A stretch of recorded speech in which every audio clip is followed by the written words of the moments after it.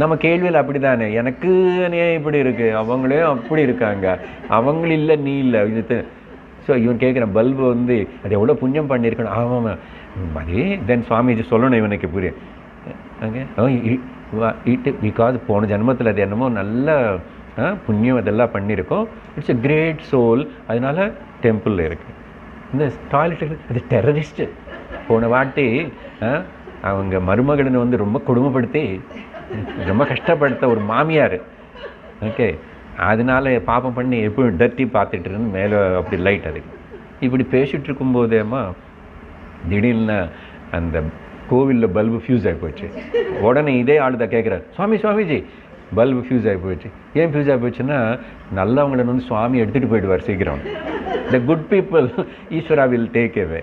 இப்படி எல்லாம் சொல்லி வந்து அப்படியே அப்படியா அப்படின்னு சொன்னேன்.